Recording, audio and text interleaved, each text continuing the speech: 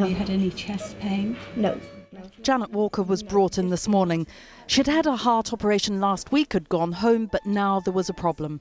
I've been having the numbness, which they think may be a blood clot or something, so I'm back. And in another bay, more suspected heart problems, although it was looking okay by now. Been absolutely superb. They see me straight away. I haven't really been hanging about, just done my blood test and just checking me all out. In fact, every bay was full here in St Mary's emergency department when we arrived. But there was a quiet calm. They have, after all, seen far worse days than this recently. Lots of attention has been paid in the past couple of weeks to the hospitals who have declared a major incident.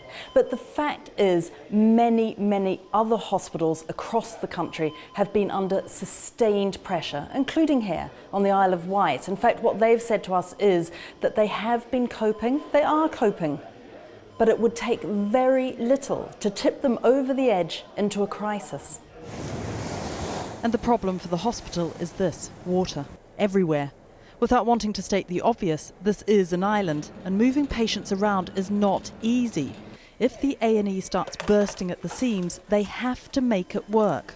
It has its challenges. I think we have to see everything that comes through the door, and we don't have the option of transferring patients elsewhere easily, and we can't stop patients from arriving. So it's not as though we can shut and say, you have to go down the road. So because they know they are effectively on their own, the nearest hospitals are Portsmouth and Southampton on the mainland, they have to do things differently. You need to make sure that Grandad's sat as upright as is comfortable. And this is different.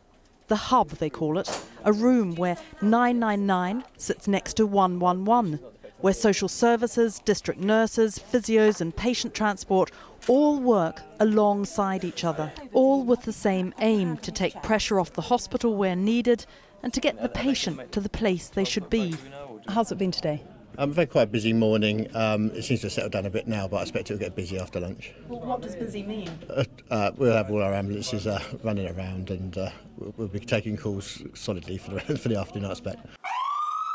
And yet, for all this innovation, this winter there have been cancelled operations, ambulances queuing up outside A&E, and one black alert declared, which meant only the urgent cases could be seen.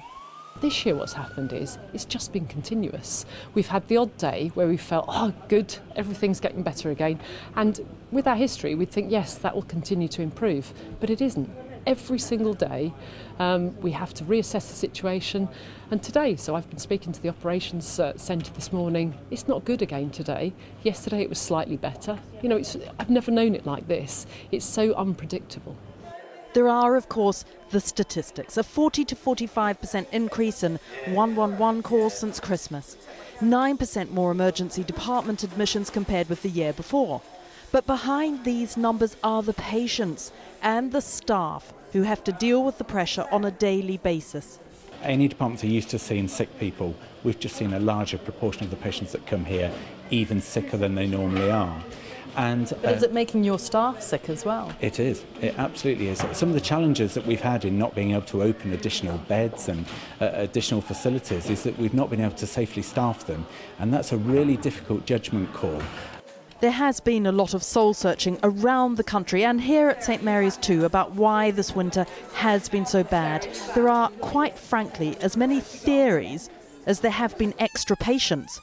But what has scared so many is just how fine the line is between coping and crisis. Victoria MacDonald, Channel 4 News, the Isle of Wight.